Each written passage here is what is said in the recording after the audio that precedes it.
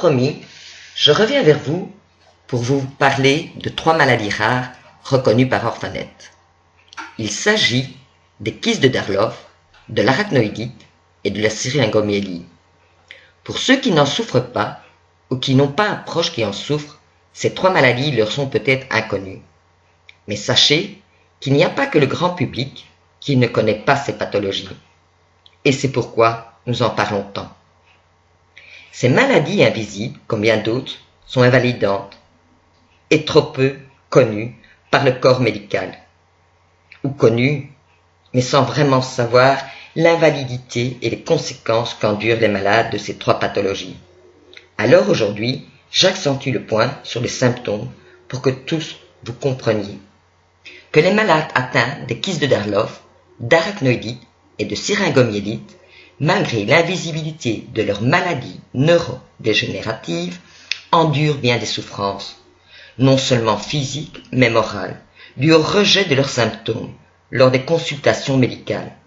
Ils sont confrontés à un déni de cause à effet, et d'autres facteurs déclenchants leur sont soumis, tels que les médicaments ou l'arthrose.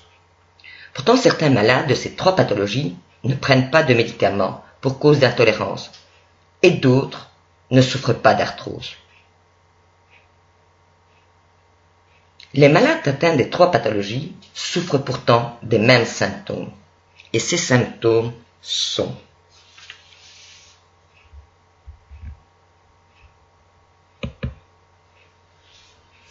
de grandes douleurs dans les jambes, dans le dos, les épaules, les bras, fatigue chronique, NCB, rachialgie, parasthénie, mobilité difficile, vertige, sensation de brûlure sur ou sous la peau, ainsi que sensation d'écoulement de liquide froid, troubles du sommeil, troubles du transit, constipation, troubles urinaires et de la vue, douleur du sacrum qui les empêche de s'asseoir,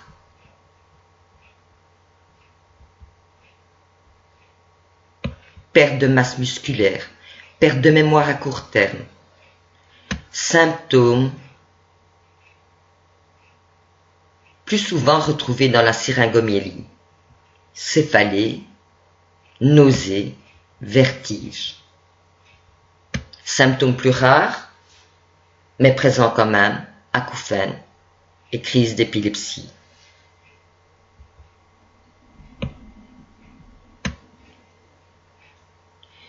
Nous souhaiterions, en un premier temps, que la description des douleurs et symptômes des patients soit considérée et analysée par le corps médical. Qui d'autre mieux que le malade sait les souffrances qu'il endure?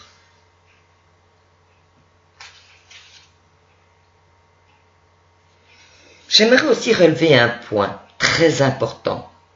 Arrêter les interventions chirurgicales invasives. Certains malades atteints de pathologies citées ont subi des interventions, des opérations. Arrêtez cela. Vous nous invalidez encore plus. Certains ayant subi ces interventions ne savent plus marcher, souffrent encore plus, se retrouvent même parfois en chaise roulante. Si vous êtes atteint de ces pathologies, sachez qu'à ce jour, aucune intervention n'a donné ses preuves. Renseignez-vous, notre dos est sacré. S'il vous plaît, écoutez-nous, écoutez nos souffrances, écoutez notre voix, écoutez les malades.